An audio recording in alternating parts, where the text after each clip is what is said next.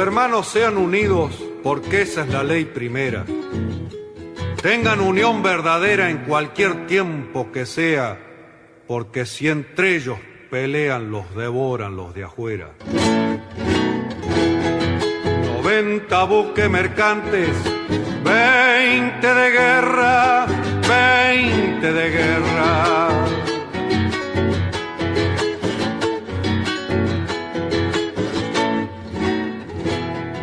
Vienen pechando arriba las aguas nuestras, las aguas nuestras.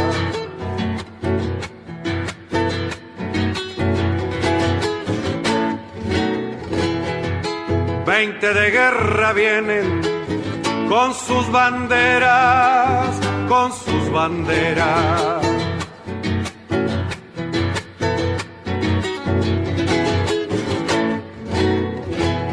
La pucha con los ingleses, ¿quién los pudiera? ¿Quién los pudiera? Que lo tiro a los gringos, un y gran 7, navegar tantos mares, venirse al cohete, que digo venirse al cohete. Con los acordes y el canto de la vuelta de Obligado, triunfo tradicional con letra de Miguel Brascó e interpretado por Alberto Merlo, hoy, 13 de abril, damos comienzo al programa 323 de Obligados a Volver, programa que se transmite todos los miércoles y sábados a las 18 horas por nuestra página en Facebook, Obligados a Volver, programa radial. Obligados a Volver, un análisis de la realidad argentina y mundial, desde nuestra mirada que es nacional, popular, democrática, feminista, latinoamericanista, ambientalista y plurinacional. Obligados a volver, porque como dijo el general San Martín, cuando la patria está en peligro, todo está permitido excepto no defenderla. Recordando y reivindicando además nuestras consignas fundacionales: lealtad a Perón, Cristina Conducción. Dirección Norberto Raful y Consejo de Columnistas y Asesores. Locución, quien les habla, Irene Ring. En la operación técnica, Nicolás Rearte. A continuación, Norberto nos comentará, como suele hacerlo, el temario de nuestro programa de hoy. Buenas tardes, Norberto. Buenas tardes, Irene. Buenas tardes a todos, todas y todes, les oyentes de Obligados a Volver. Programa número 323, que corresponde al miércoles 13 de abril. Como es habitual, lo organizamos en dos bloques. En el primer bloque comienzan las efemérides históricas que prepara Edgardo Margiota. Le siguen las operetas de la prensa hegemónica, comentadas por Hugo Muleiro, y a continuación la columna de Política Nacional de Carlos Olubica, para cerrar el bloque con la columna de Economía Política de Juan Valerdi. Hacemos una pequeña pausa para informar sobre todos nuestros medios de comunicación y luego iniciamos el segundo bloque con nuestra columnista invitada, la doctora Gabriela Pevana, la infectóloga del pueblo, con este título: Balance inconcluso de la pandemia. Seguidamente, una nueva columna, la de Movimientos Sociales, a cargo de Silvia Agostinis. Y cerrando entonces el bloque, la columna de Pueblos Originarios de Nora Ríos con los Huarpes. Dicho esto, ¿qué te parece, Edgardo, si arrancás con tu columna? Conocer el pasado para iluminar el presente y construir el futuro. Efemérides correspondientes a la semana que se inicia. 15 de abril de 1953, la CGT realiza un acto de apoyo al general Perón en Plaza de Mayo y se produce el primer acto terrorista político durante un gobierno constitucional. Los terroristas colocan bombas entre la multitud, ocasionando 5 muertos, 93 heridos y 20 lisiados permanentes. Entre los terroristas estaban los radicales Miguel Ángel Zavala Ortiz y Roque Carranza, quienes con posterioridad serán ministros de Ilia y Alfonsín respectivamente. Tras el estallido de las bombas, son incendiados el Jockey Club, la Casa Radical de Buenos Aires y la Casa del Pueblo Socialista. 16 de abril de 2012, la presidenta Cristina Fernández de Kirchner anuncia la recuperación por parte del Estado argentino de la empresa YPF mediante la expropiación del 51% de las acciones que estaban en manos de la empresa española Repsol. 17 de abril de 1951, el presidente Juan Domingo Perón crea el Instituto Antártico Argentino. El organismo de carácter científico-tecnológico inició desde ese día una historia ininterrumpida de trabajo científico nacional en la Antártida. 19 de abril de 1825, 33 patriotas orientales bajo el mando de Juan Antonio de la Valleja, secundado por Manuel Oribe, desembarcan en la banda oriental del Uruguay para recuperar su patria invadida por los brasileños. Los 33 orientales habían jurado en Buenos Aires antes de partir: liberar la patria o morir por ella. El pueblo oriental se levantó y unió a la cruzada libertadora. Tras repetidos triunfos militares, el 25 de agosto de ese año la banda oriental se declaró reintegrada a las Provincias Unidas. 19 de abril de 1940 se celebra en México el primer Congreso Indigenista Interamericano con el objetivo de salvaguardar y perpetuar las culturas aborígenes de todo el continente. Como consecuencia del mismo, se crea el Instituto Indigenista Interamericano, dependiente de la OEA. Esta fecha quedó instituida como el Día Americano del Indio, en conmemoración de este acontecimiento.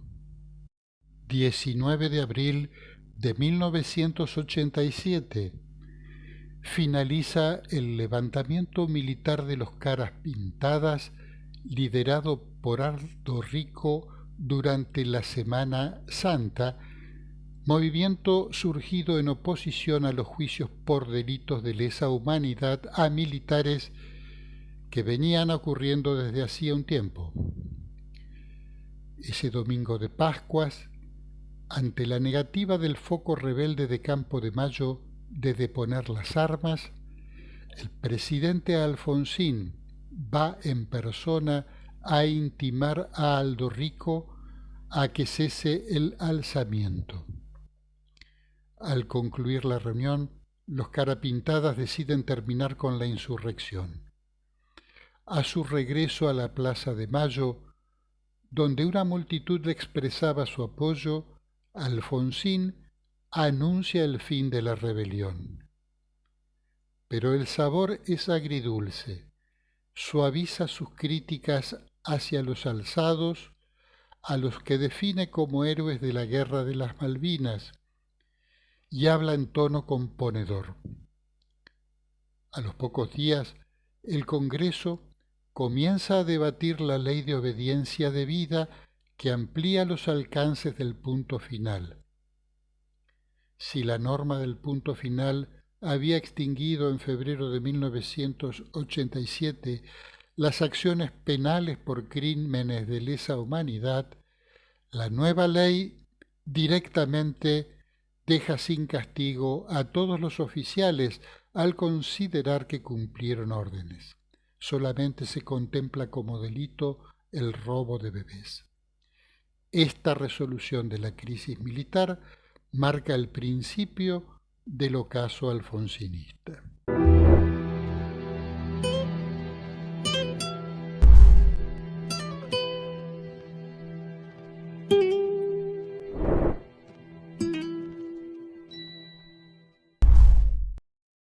La oposición mediática pone y saca ministros.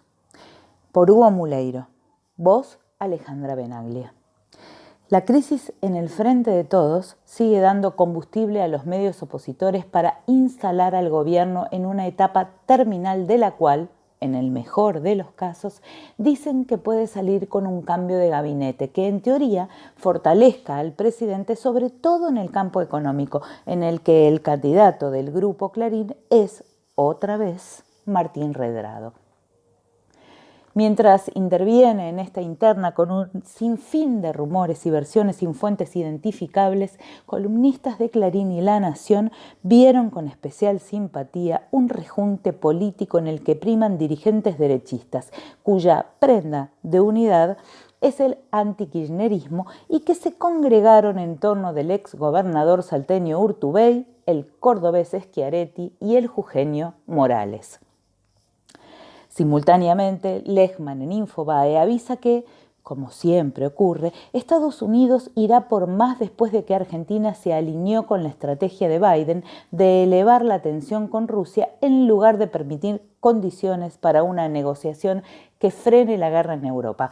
Ahora pedirá que vote a favor de la expulsión rusa del G20. Clarín paladea que el anuncio del índice inflacionario el miércoles, otra pésima noticia para la gestión económica, actuará como una bomba en el frente de todos. Sobre esa base, junto con La Nación e Infobae, las y los columnistas hablan de un presidente bloqueado, titubeante, indeciso, mientras sus allegados, sin nombre, le exigen que tome iniciativas contundentes. Ya este lunes 11, La Nación lo invita a que esas decisiones tengan el condimento de la revancha contra Cristina Kirchner. Con cierta coherencia respecto de lo que los tres medios publican desde el 2020, insisten en la inestabilidad de Guzmán, no tanto por el gravísimo fracaso ante la inflación, sino porque el cristicamporismo lo quiere desplazar. El cabecilla del dispositivo opositor, Mañeto, mandó a tomar posición oficial en la nota de su jefe de redacción, Kirschbaum, quien el domingo menciona a Martín Redrado en economía, como ya lo había hecho el peón multioperador Marcelo Bonelli cuando lo definió como el único con plan y equipo. Por si no quedó claro, ya el lunes, sin firma, Clarín vuelve a instalar a Redrado con renombre y equipo. Y lo que son las casualidades, el economista fue entrevistado por Radio Mitre. Lanzado a estas operaciones, el grupo también expresa expectativas sobre la expulsión de la cámpora de YPF. Sin ninguna timidez, en la nota que tituló Guzmán y de Pedro casi afuera, Kirschbaum postula al empresario Daniel Herrero, expresidente de Toyota, para que maneje a la petrolera estatal. Clarín, La Nación e Infobae citan con insistencia a Agustín Rossi como reemplazante de Guado de Pedro y lo pusieron en el primer plano el lunes.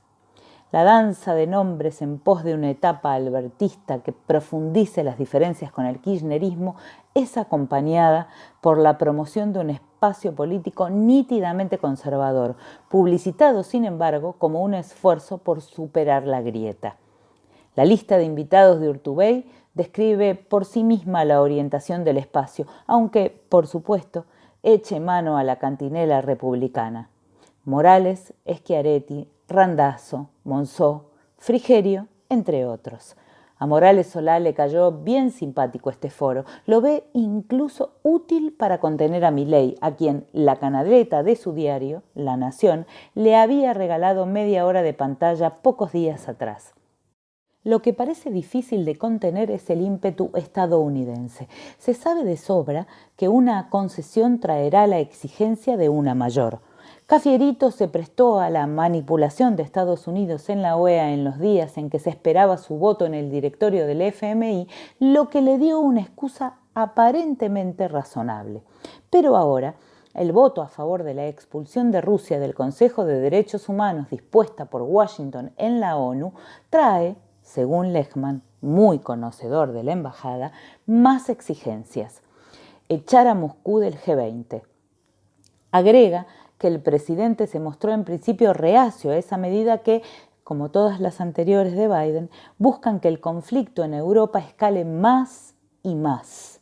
Ante esa supuesta resistencia, recibió, dice, un llamado del primer ministro canadiense Trudeau para presionarlo a nombre de la Casa Blanca. Con la expectativa de que Fernández y Cafiero confirmen el nuevo rumbo internacional, Clarín llegó al extremo de tergiversar declaraciones del embajador Stanley. Diplomático al fin, dijo sobre el voto argentino en la ONU: estamos orgullosos de nuestra alianza con Argentina en derechos humanos. Pero al gran diario no le alcanzó y tituló en tapa: estamos orgullosos de la Argentina por su condena a Rusia. Coraje para manipular no les falta.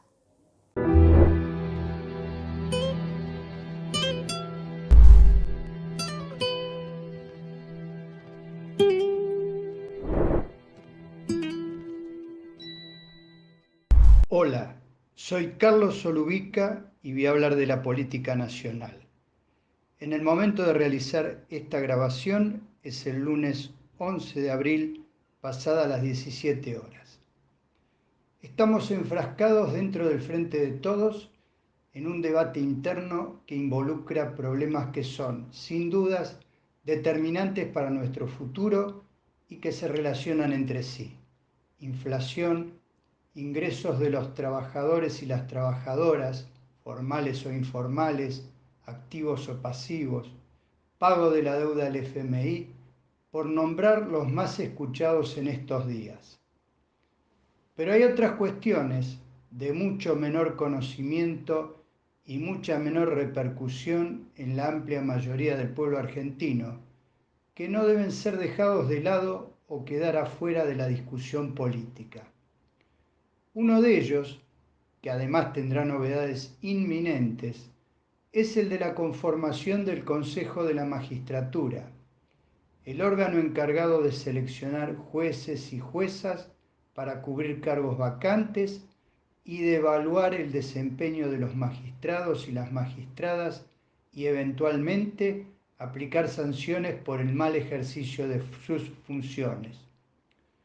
Un fallo de la Corte Suprema de Justicia en la parte final del año pasado dispuso la inconstitucionalidad de la actual composición del Consejo de la Magistratura y fijó un plazo de 4 meses para que el Congreso de la Nación aprobara un nuevo proyecto que atendiera a criterios de representación diferentes a los sancionados en 2006. Un fallo escandaloso por donde se lo mire.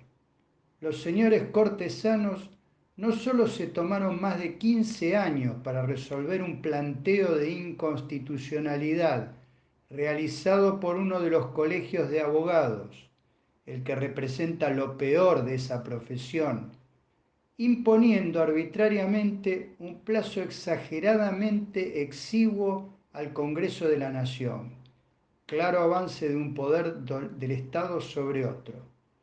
Sino que encima, en caso de que el Congreso no pudiera cumplir con ese plazo, se pronunciaron por volver a la conformación dictada por una ley anterior, que fue precisamente derogada en 2006, cuando se sancionó la nueva legislación.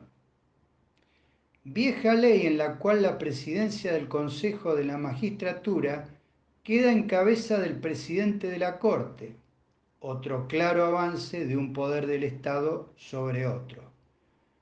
Por supuesto que ante ese escenario, la oposición de Juntos por el Cambio jugó todas sus fichas a que no se llegara a sancionar una nueva ley, cosa que está a punto de concretarse, porque el próximo viernes 15 de abril, feriado para más datos, se cumple ese absurdo plazo y el proyecto de ley elaborado por el Poder Ejecutivo Nacional y aprobado con modificaciones en el Senado de la Nación la semana pasada recién ha ingresado a la Cámara de Diputados para su tratamiento. Aunque el Frente de Todos tuviera los números para aprobarlo, que no los tiene y no sabemos si los va a tener, sería imposible contar con la nueva ley antes del viernes. A partir de la semana próxima se abrirá entonces una verdadera caja de Pandora, porque tampoco están dadas las condiciones para completar la conformación del Consejo según lo dispuesto por la Corte, ya que falta elegir nuevos representantes del ámbito académico y de senadores y diputados. Los de Juntos por el Cambio ya están amagando con impulsar el desembarco de Horacio Rosati en la presidencia del Consejo y tratar de que empiece a funcionar aunque no haya completado la totalidad de los 20 lugares que determinaba la ley derogada en 2006 y repuesta por la Corte de manera arbitraria e inconstitucional. Hasta el propio Ricardo Lorenzetti, que acompañó con su firma el fallo del año pasado, advirtió en ese momento en su voto que era cuando menos una desprolijidad reponer una ley derogada por el Congreso de la Nación. Dijo algo así como que hasta un estudiante de Derecho de los primeros años de la carrera sabe que eso no corresponde. Como sea, la derecha política, económica, mediática y judicial viene avanzando a paso redoblado y es hora de que empecemos a reaccionar dentro del Frente de Todos. Todos, valga la redundancia, porque la responsabilidad de lo que pueda pasar es del conjunto, no de una parte, más allá de las diferencias internas, entendibles y atendibles. Ya hemos padecido bastante en los últimos años los embates judiciales, la persecución, impulsados por las patas política, económica y mediática de la derecha. Y hemos visto cómo los reductos consolidados por el macrismo en sus 4 años de gobierno defienden a capa y espada la impunidad de ese sector hoy en la oposición. Además, sabemos que aunque la mayoría del pueblo esté preocupada por los problemas cotidianos y no preste demasiada atención a los movimientos dentro del ámbito judicial, todo lo que allí se resuelve termina afectando más temprano que tarde los intereses populares. Les mando un fuerte abrazo a todas y todos.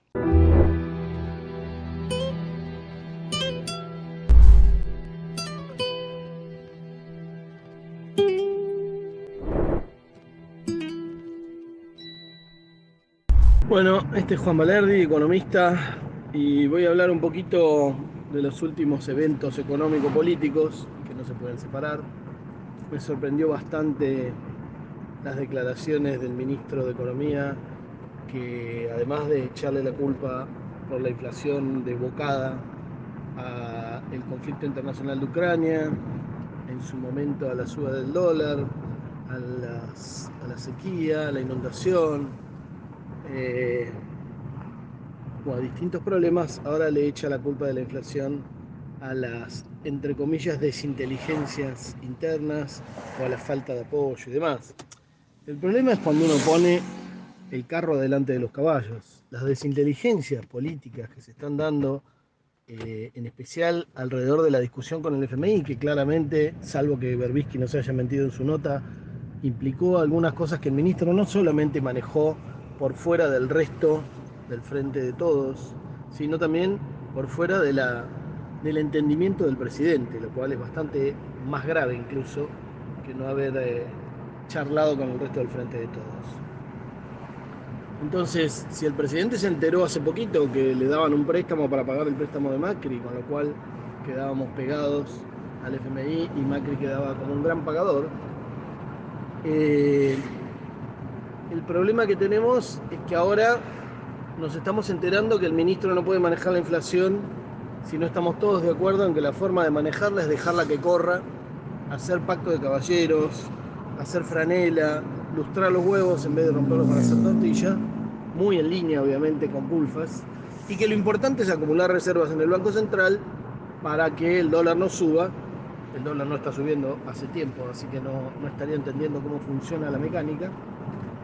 Pero además él se olvida que lo tiene y lo tenía al lado cuando el presidente del Banco Central, Pese, lo tenía al lado al ministro de Economía el lunes de la semana que discutieron el acuerdo con el FMI en comisión en el Congreso, y el presidente del Banco Central, Pese, dijo que le parecía demasiado violenta, demasiado fuerte la ley penal cambiaria. Y la ley penal cambiaria, casualmente, ese señor es el que tiene que hacerla cumplir a los empresarios que exportan para que traigan los dólares, porque si no, no vamos a acumular dólares. Lo cual obviamente confirma por qué, habiendo vendido al mundo 15.000 millones de dólares más el año pasado de lo que le compramos, no acumuló reservas ese mismo señor del Banco Central que estaba sentado al lado del ministro de Economía, que dice que acumulando reservas vamos a controlar la inflación, entre otras cosas. Bueno, no dice otras medidas, ¿no? Entonces, lo que está pidiendo es: apóyeme todo el frente de todos, bánquense que la gente esté puteando y que cada vez más esté claro que vamos camino a una derrota, como la que construyó con el ajuste del año pasado el ministro Guzmán, el ajuste del primer semestre, que negó y que dijo que no era tal, con el apoyo de personajes auspiciados como Álvarez Agis, y el presidente citando los artículos de Álvarez Agis de por qué no había ajuste. Más allá de que ahora Álvarez Agis esté mutando para quedar bien con todos y ser ministro de Economía si salta Guzmán, ¿no? Entonces, digo, esta aparición del ministro de Economía en la televisión C5N, iba a decir la televisión pública, pero bueno, fue un desliz, ¿no? Esta aparición lo que hace es confirmar que el ministro tiene problemas graves de autismo político. Y a pesar de que él tiene aparentemente voluntad de ser una figura política y aspirar a cargos y demás políticos, no ejecutivos como ahora, no tiene la capacidad de medir lo que está pasando en esa discusión de poder y de la política que está definiendo quién sigue ganando a costa de quién en la economía cotidiana de los argentinos, que probablemente él no conoce porque no va al supermercado, porque el sueldo que tiene le alcanza con holgura. Esto me preocupa, porque si el presidente está casado con Guzmán y con la forma de hacer de Guzmán y de Pulfas también, seguramente, que van en tándem, vamos a insistir con este modelo. El programa fue aprobado, dice el ministro, y hablaba de la aprobación del FMI. No estaba hablando de la del Congreso, que se lo tiraban por la cabeza y dijeron: hacete cargo vos. No, estaba hablando que el programa económico de la Argentina fue aprobado. ¿Dónde? En el FMI. Mirá vos. El plurianual que iban a presentar a principios de diciembre, se ve que el FMI dijo: no. Lo que vale acá es lo que me vas a presentar a mí. No, nada de plurianual. Y nunca más lo presentaron, ¿no? Lo mencionó el presidente y nunca más lo mencionó. Así que la situación económico-social es preocupante y obviamente, si no se corrige a tiempo, va a tener sus consecuencias políticas, como la tuvo el año pasado el ajuste violento que hizo el ministro Guzmán de las Finanzas Públicas. Les mando un abrazo. Juan Valerdi, economista.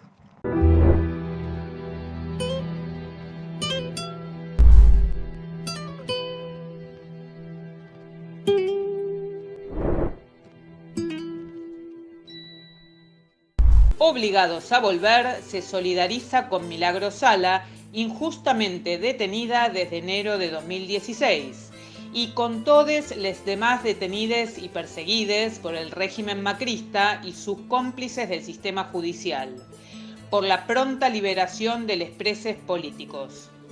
Continuamos preguntando dónde está Tehuel de la Torre, el joven trans que fue visto por última vez el 11 de marzo del 2021, cuando salió de su casa de la localidad bonaerense de San Vicente para ir a ver un trabajo. ¿Y qué pasó con Guadalupe Lucero, que permanece desaparecida desde el lunes 14 de junio del 2021 a la tarde, cuando jugaba en la vereda de la casa de su tía con sus primos y su hermano mientras la familia festejaba un cumpleaños familiar? Antes de continuar con Obligados a Volver, les invitamos a conocer todos nuestros medios de comunicación. Nuestras páginas en Facebook, Obligados a Volver, programa radial, en la que además de transmitirse las emisiones de nuestros programas, se publican las noticias de política nacional. La Lealtad, Política y Cultura, en la que podrán ver las publicaciones de cultura, noticias de la patria grande y del panorama internacional en general. Y el grupo Obligados a Volver, dispuesto para el intercambio de información y debate entre nuestros oyentes. Además, tenemos el rotativo de Obligados a Volver, un servicio cotidiano de noticias, música y buen humor al que se accede adhiriendo a un grupo de WhatsApp. Les recordamos también que pueden suscribirse a nuestro canal de YouTube, Obligados a Volver, donde pueden consultar los programas ya emitidos y material audiovisual en varias listas de reproducción.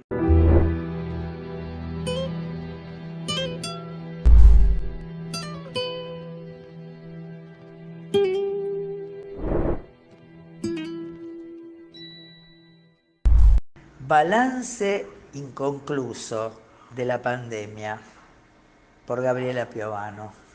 Bueno, yo creo que, como decíamos, ¿no? Si hacemos una evaluación a esta altura de lo que fue o es o será la pandemia, tiene que ser de una forma con un enfoque dinámico, ¿no? Porque justamente lo decíamos siempre, si hiciéramos un corte transversal, según la región del mundo, estaríamos en distintos momentos del desarrollo, digamos, de la infección, digamos, dentro de las comunidades y las respuestas que cada región, cada país, cada política, cada visión política, económica y sanitaria le ha dado y le da y le va a dar. Y a raíz de eso, obviamente, cuáles fueron las consecuencias.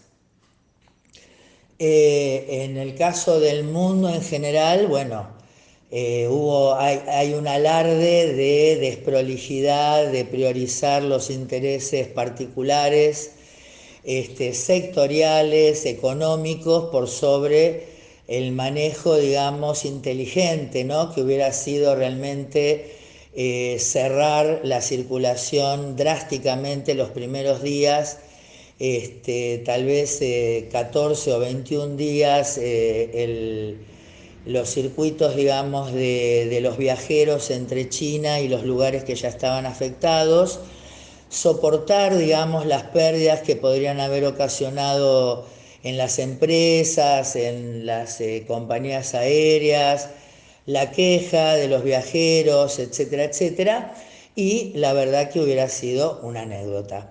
Seguramente estarían diciendo que para qué hicieron todo eso si al final no pasó nada, pero bueno, al no haber hecho eso, hoy estamos con millones de muertos en el mundo, y regiones que todavía realmente no le han pasado, digamos, la fase efervescente, ¿no? Porque inclusive debe haber regiones donde todavía el virus no se ha explayado totalmente y tampoco están vacunados como para tener alguna protección. En el caso particular de Argentina, por eso cuando se hablaba de las normativas de la OMS para ser respetadas, más allá de las suspicacias que pueden haber, la verdad es que es esa. O sea, si el mundo no está dispuesto a alinearse detrás de medidas que son las coherentes, basadas en los mecanismos de transmisión del virus, la capacidad de daño que tiene y que no contábamos realmente con medicación y hasta que se consiguió una vacuna, que tampoco es bueno, se consiguió la vacuna, pero hasta que vacunes a toda la gente, igual la gente se fue muriendo, realmente la única forma de haber controlado que no pasara lo que pasó fue que todos aceptáramos realmente chito en bolsa y hubiésemos todos hecho lo que teníamos que hacer. Y no empezar con teorías conspiranoides y de rebeldía y de que a mí no me van a decir lo que tengo que hacer, porque en realidad si te pones a pensar que el virus se transmite por vía aérea, que es muy transmisible y que a la gente realmente le cuesta sostener el distanciamiento y que realmente ha muerto gente joven, chicos, se ha diezmado la economía de los países, se ha diezmado a las familias. En la Argentina murieron 120.000 personas, o sea, 4 veces la cifra que manejamos de detenidos desaparecidos de la dictadura. Y la verdad que los muertos en algún sentido han sufrido parte de lo que han sufrido también los compañeros cuando estaban en cautiverio. Así que desde ese punto realmente me parece que tendríamos que reflexionar, dejar de tener esa actitud pueril y adolescente, ¿no es cierto?, de discutir todo, de que todo, porque si ponele que vamos a ponerle la fantasía, pero que es digna de un nenito de 2 años, discúlpenme, de que alguien fabricó este virus. ¿En qué cambia que vos tengas que quedarte adentro para no contagiar a tu hermano y que se muera, o a tu mamá y que se muera? No cambiaba en nada. Sin embargo, desde todos los sectores, se tomó esto como si fuéramos nenes que estamos enojados porque no nos dejan salir, cuando si en realidad se hubiese hecho esto como correspondía, de forma contundente, vuelvo a insistir, se hubiese cortado la cadena de transmisión de entrada ya hace muchísimo tiempo y realmente hubiese sido una anécdota. Claro está que como se manejan no por intereses basados en la inteligencia, ¿no? En habernos salvado, más de un pelotudo diría que para qué hicimos todo si al final no pasó nada, ¿no? Como pasó acá en la Argentina en lo que llamaríamos la primera ola, ¿no es cierto? O la primer parte, cuando todavía el virus no había llegado masivamente y se tomaron medidas de contención para evitar justamente que se produjera una ola cuando nosotros no estábamos preparados en lo más mínimo para contener esa situación. Ahora, la Argentina realmente, y si la comparamos con el resto del mundo y con los resultados que hubiéramos tenido, si hubiéramos tenido una respuesta uniforme y realmente, como te estaba diciendo, ¿no?, una respuesta obediente, inteligente, porque entiende a lo que se está sometiendo y entiende que cuanto más, cumpla con esto, con entusiasmo, con alegría, con involucramiento de lo que significa, hubiéramos tenido unos números fantásticos. Lamentablemente todos sabemos que lamentablemente se politizó la pandemia desde el minuto 1, teniendo enfrente a gente que es tan impiadosa, que sabemos, ¿no?, que no le importa nada, no le importa matar a sus seguidores, ¿no?, porque de hecho a quienes arriaron en cada fecha patria para salir, para que se contagien y para que después se murieran, porque después se murieron, justamente fue a la oposición partidaria política del gobierno nacional. Con además el agravante de ser una fuerza política, el PRO, que gobierna en territorios de los más populosos del país, justamente la ciudad de Buenos Aires, Córdoba, Mendoza, Jujuy, Neuquén, Río Negro, dentro de la provincia de Buenos Aires, La Plata, Bragado, Olavarría, Tandil. Y entonces realmente se comportaron de una manera temeraria, con una malicia total, porque ya teníamos, o sea, cuando uno ya sabe, porque bueno, cuando decimos no, y teníamos que ver lo que hacíamos, sí, teníamos que ver lo que hacíamos, pero realmente ya sabíamos que el virus era muy transmisible y por vía aérea y por el contacto de los enseres. Así que estaba claro que la medida hasta que se consiguiera la vacunación era el aislamiento y era en todo caso generar, digamos, una circulación sectorizada, inteligente, asistida, que estuviera realmente contenida, ¿no es cierto? Lo que pasó en las villas, ¿no? Que murió la gente que no tenía agua, que la metieron en hoteles, a los que tenían un poco de nivel adquisitivo los metieron en hoteles, porque a la gente de la villa la metieron en lugares donde realmente no estaban dadas las condiciones y hubo casos que realmente fallecieron por estar mal diagnosticados. Entonces, realmente los 120.000 muertos se los debemos al mal manejo que hicieron este sector político, que hoy ya, bueno, obviamente quieren tapar con tierrita lo que se han mandado, ¿no es cierto? Y todavía uno escucha que alguien dice al brillante doctor Quirós, el brillante doctor Quirós que no puso una idea coherente, que no pudo hacer una logística que realmente tuviera sentido. Y ahí están los resultados, Si nosotros pudiéramos hacer hoy una comparación de la tasa de mortalidad según la población, veríamos que los números peores los tiene la ciudad de Buenos Aires y que si realmente no hubiera tenido la asistencia que tuvo del gobierno nacional y del sector público para poder redireccionar al sector privado que se vio colapsado desde el día 1, la gente del sector privado se hubiera muerto en la puerta del Otamendi y en todos esos lugares.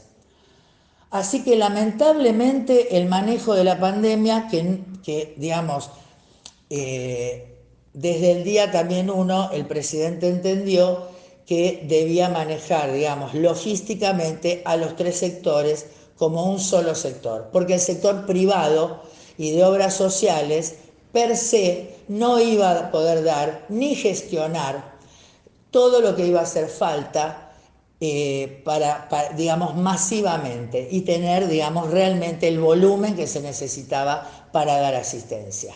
Así que eso estuvo, lamentablemente, la segunda ola vino porque entre tanto que pasó, amén de que Córdoba abrió los aeropuertos, entonces después trajo a la Omicron y a la Delta, etcétera, etcétera, se abrió la escolaridad en febrero del 2021 y obviamente eso provocó un aumento inusitado de casos cuando todavía la población no estaba vacunada y hemos visto morir a gente muchísimo más joven y masivamente a raíz de esto.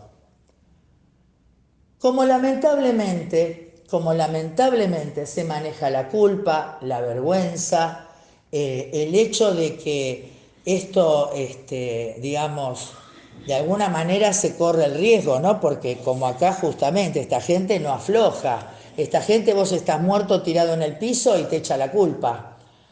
Entonces son tan cínicos que si a alguien de estos familiares que han salido realmente a darle la razón, la sin razón a estos políticos baratos, cuando después se dieron cuenta en la trampa que los metieron, lamentablemente están tan engañados que se creen que ellos tomaron la decisión y que fue por culpa de ellos. Entonces no han reclamado y cuando murió un pariente no han dicho nada porque hasta tienen miedo de que cuando digan que se murió su pariente, esta manga de hijos de puta, cínicos de mierda, encima los expongan y hagan un linchamiento público echándole las culpas a ellos de lo que realmente desde el periodismo, desde esa política barata que ya gobernó este país y ya lo hizo mierda porque ya hubo un colapso en el año 19 por el rebrote de H1N1 del cual nadie habló. Sin embargo, nosotros lo vimos porque no hubo vacunas, porque fueron las vacunas que después se encontraron en la aduana y después las encontraron vencidas, así que ahí está la prueba de lo que pasó y que nadie está investigando tampoco y que después el secretario de Salud de Macri dijo que no les importó la salud y nadie les cobra nada de eso. esa gente después encima va a pretender enseñarnos de moral a nosotros. Entonces, lamentablemente, esto está siendo invisibilizado. Algo tenemos que aprender de todo esto. Algo tiene que salir. No podemos analizar el fenómeno de la pandemia solo desde el rechazo y desde la cuestión adolescente del virus de mierda y el virus de mierda. Porque el virus de mierda nos sirvió y nos debería servir para realmente ver cuán necesaria es la discusión de lo que ha pasado acá con una justicia al servicio de un partido político que tiene cero interés por el bien común, por la vida de la gente, de la población, y que ha utilizado al periodismo que está comprado, que forma parte, que ha formado parte del engaño al pueblo argentino, fugando también plata. Tienen intereses económicos, se puede demostrar. Hay una forma de demostrar directamente que hubo intereses para decir lo que dijeron, que no lo dijeron inocentemente, que ellos forman parte de esto, de la ganancia que les da que la gente se muera, de la ganancia que les da decir mentiras, sabiendo que están diciendo mentiras. Y eso tiene que ser una tarea militante de todos nosotros, porque si estamos reivindicando a los 30.000 compañeros detenidos desaparecidos, también tenemos que reivindicar a los 120.000 víctimas de la pandemia COVID, que fueron víctimas del lawfare. Porque no nos tiene que importar si votaban a Macri o si salieron por Vicentín. Nos tiene que importar que fueron personas que fueron tan engañadas, tan ingenuas, tan inocentes, que han expuesto su vida por esa manga de hijos de puta. Y eso los hace personas y hace que nosotros, que sí tenemos moral, que sí tenemos escrúpulos, tengamos que sentirnos tristes, tengamos que sentirnos involucrados en aclarar que esta gente los mandó al muere. Pequeñas reflexiones un poco apasionadas para obligados a volver.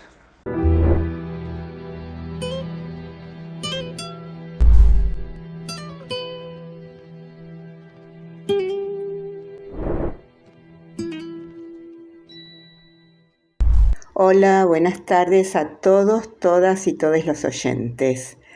Soy Silvia Agostinis y a partir de hoy comenzamos con una nueva columna centrada en los movimientos sociales. Y en esta oportunidad inaugural les propongo conocer un poco más a las agrupaciones sociales que, finalizando marzo, acamparon frente al Ministerio de Desarrollo Social. ¿Cuáles son las organizaciones sociales? ¿Quiénes las componen? ¿Qué piden? Son preguntas que intentaré contestar. Bajo el nombre de Unidad Piquetera se aglutinan numerosas organizaciones de distinto origen. Las hay encuadradas en partidos políticos, tal el caso del Polo Obrero, agrupación fundada en el año 2019 como desprendimiento del Partido Obrero. Esta organización dice reunir a 65.000 miembros en todo el país, siendo Eduardo Beliboni su principal referente. Al igual que la agrupación Teresa Vive del Movimiento al Socialismo, organización que tendría unos 20.000 integrantes a nivel nacional, y es Mónica Sulle, su coordinadora nacional.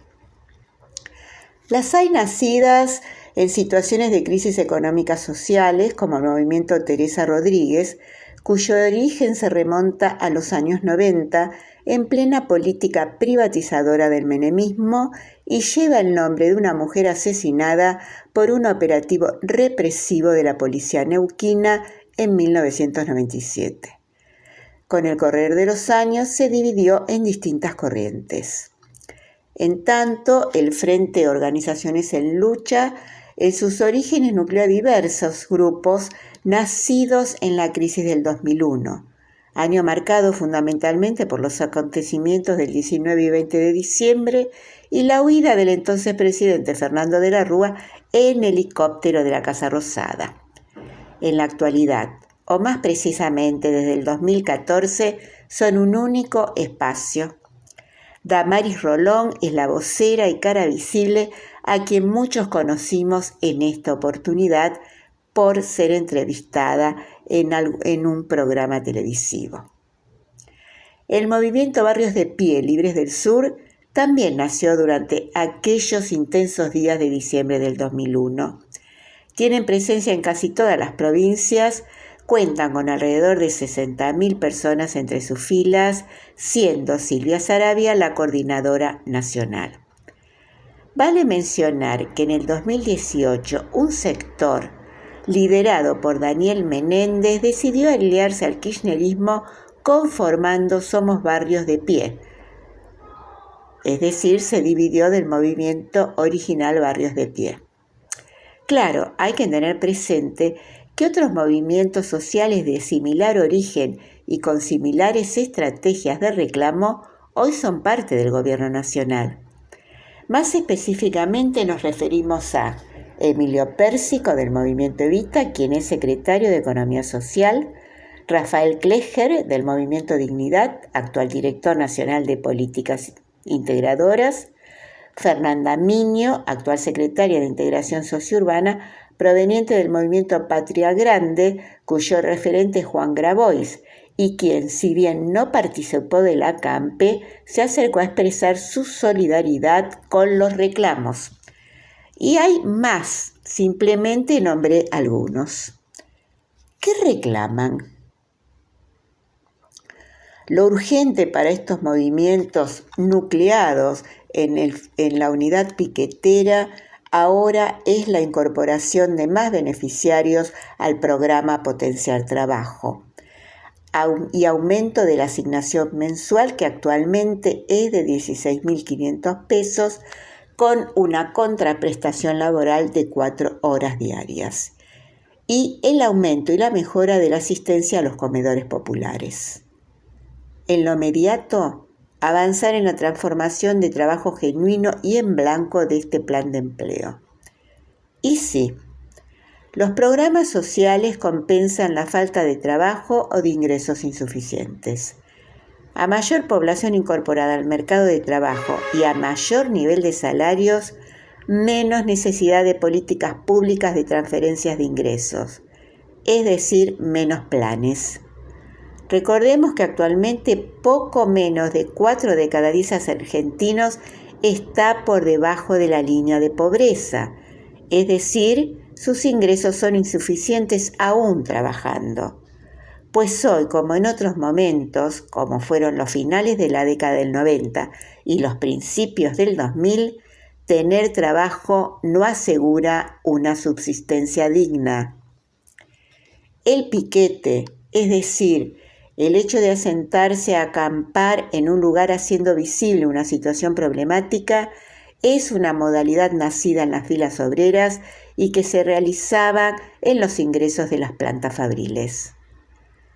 Que los movimientos sociales hayan incorporado esta práctica es para decir que son trabajadores.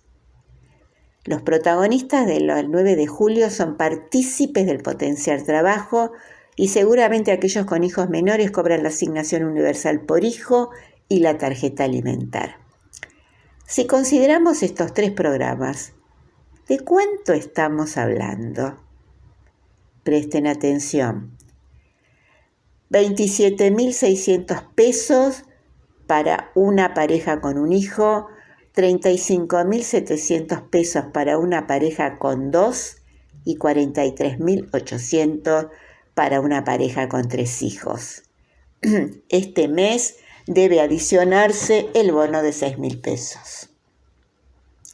Cualesquiera de nosotros, quienes a diario nos quejamos del aumento de los comestibles, cuando no su ausencia de las góndolas, estamos en condiciones de afirmar que con estas cifras puede alimentarse dignamente una familia.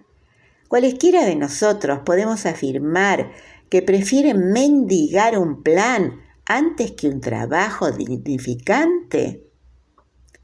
Es justamente la pertenencia a una organización lo que le facilita a cada una de estas personas la reflexión sobre su presente y tener elementos para salir del lugar de mendicante.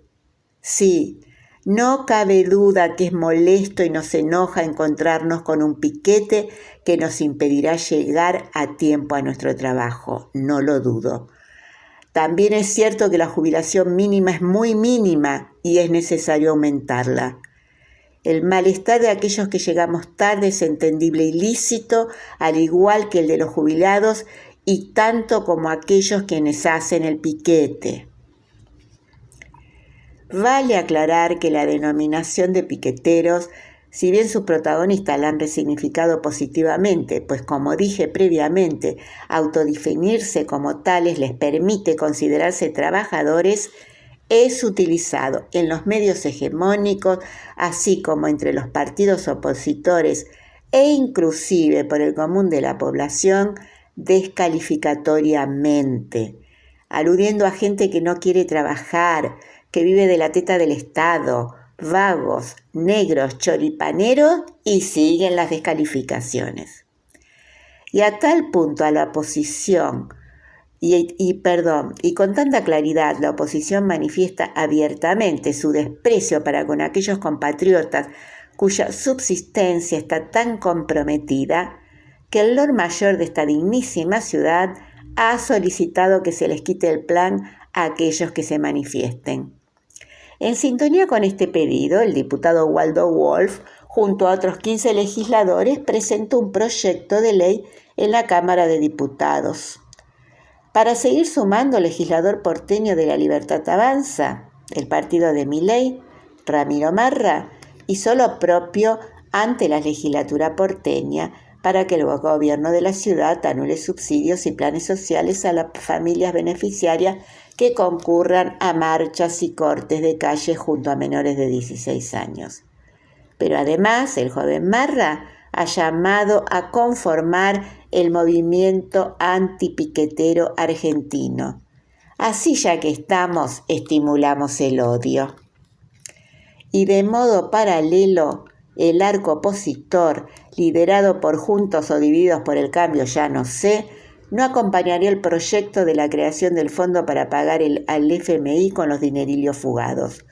Duros, Horacio Larreta, Juntos por el Cambio y demás con los débiles y protegiendo a los poderosos. Bueno, ¿de qué nos asombramos? Si Morales, el gobernador jujeño, tiene presa a Milagro Sala desde enero del 2016. Bueno, me despido de todos ustedes y será hasta la próxima.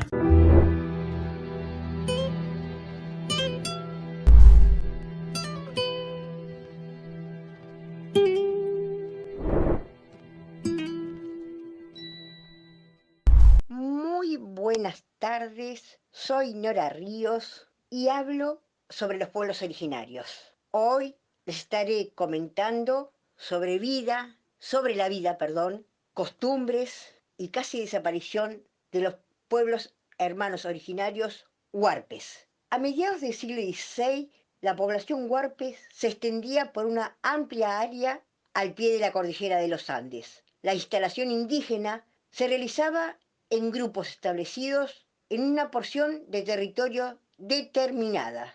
Estos territorios, llamados tierras en las fuentes, era a la vez lugar de asentamiento, cultivo y recolección. O sea, que la instalación de las viviendas de cada grupo huarpe se realizaba dentro de las líneas de las áreas de cultivo. La región huarpe es, por un lado, el límite sur de los pueblos agricultores y además representa un hábitat transicional con las culturas de la Pampa y Patagonia. Estaba integrada fundamentalmente por dos parcialidades portadoras de sus respectivos dialectos, Ayentiac y Milcayac. Los Ayentiac habitaban las lagunas de Guanacache, la provincia de San Juan y de San Luis. Los Milcayac estaban asentados al sur de Guanacache, hasta el río Diamante, en la provincia de Mendoza. El jesuita español Alfonso de Ovalle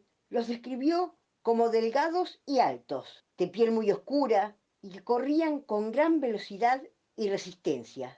Usaban el cabello largo, adornado con plumas. Se pintaban el rostro en ocasiones de ceremonias con líquidos vegetales. Se destacaban en cultivar maíz, quinoa, poroto, zapallo, calabaza y ají. En la dedicación a la agricultura existía una diferencia entre los huarpes del valle de Huentota con los de Caria, en el cual la misma era menor, con un incremento en la actividad de la caza.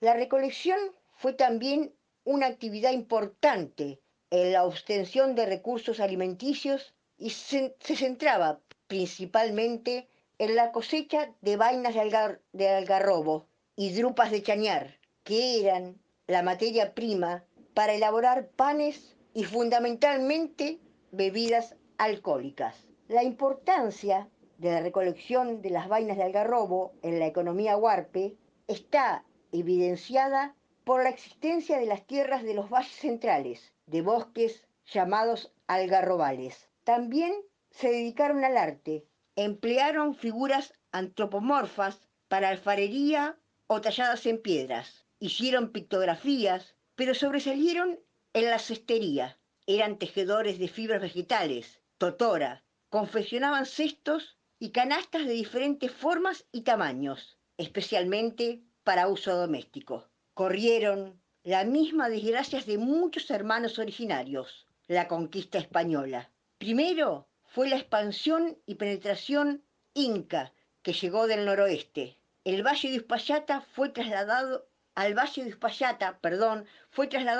una población de mitimaes para construir una cabecera de desembarco para el dominio de la región a través de la quichinuización. Pronto llegará la conquista española, que rápidamente los incorporó a su sistema. Las primeras incursiones españolas llegaron en 1551, comandadas por Francisco de Valdivia, con motivo de su viaje de regreso del Perú, con refuerzos de hombres, armas y caballos, a pedidos del gobernador de Chile, Pedro de Valdivia. La docilidad del pueblo huarpe motivó que se realizara una década después la conquista y el poblamiento de la zona con el fin de poder trasladar a los huarpes como esclavos a las ciudades de Chile, que carecían de mano de obra nativa por estar rebelados los mapuches. El traslado de los huarpes a Chile fue en tal proporción que motivó que aproximadamente los 80 años posteriores a las fundaciones de Mendoza y San Juan se produjera un importante cambio en la distribución de la población indígena de Cuyo. Los huarpes tenían ciudades, sus ruinas en los valles de la cordillera cerca de Calingasta. En una llanura espaciosa subsisten más de 500 casas de forma circular, con atrios hacia el oriente, todas diseminadas en desorden y figurando en su planta trompas de aquellos que nuestros campesinos tocan haciendo vibrar con el dedo una lengüeta de acero. En Sonda, en el Cerro Blanco, hay piedras pintadas, vestigios rudos de ensayos en bellas artes, perfiles de guanacos y otros animales, plantas humanas talladas en piedra, cual si se hubiese estampado el rostro sobre arcilla blanda. Los médanos y promontorios de tierra suelen dejar escapar de sus flancos pintados cántaros de barro llenos de maíz carbonizados, que creen que es oro encantado para burlar las codicias de los blancos.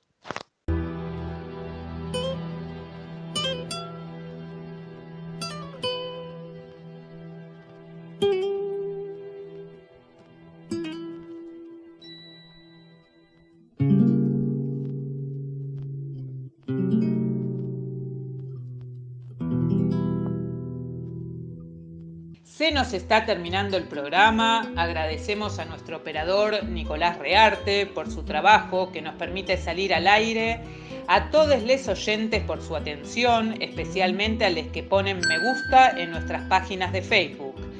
Antes de despedirnos, les recordamos que nuestro programa de radio Obligados a Volver se transmite todos los miércoles y sábado, siempre a las 18 horas, y tenemos una nueva propuesta. La entrevista, un buceo sobre los orígenes y actividades actuales de personalidades destacadas, los lunes a las 21 horas. También les informamos que desde mediados del año pasado nos hemos incorporado a la red de programas de radio Vamos a Andar. sumando a muchos de sus integrantes a nuestra lista de columnistas invitados. Este fue otro programa de Obligados a Volver, emitido desde nuestra página en Facebook, Obligados a Volver, programa radial. Volvimos, pero estamos obligados a seguir militando, porque la patria sigue estando en peligro, ya que la derecha reaccionaria conspira para derrocar a nuestro gobierno, que con sus aciertos y errores trata denodadamente de resolver las dificultades provocadas por las dos pandemias. Por eso, continuaremos con nuestra tarea, siguiendo el legado del libertador San Martín. Cuando la patria está en peligro, todo está permitido, excepto no defenderla. Recordando y reivindicando nuestras consignas fundacionales. Lealtad a Perón, Cristina Conducción.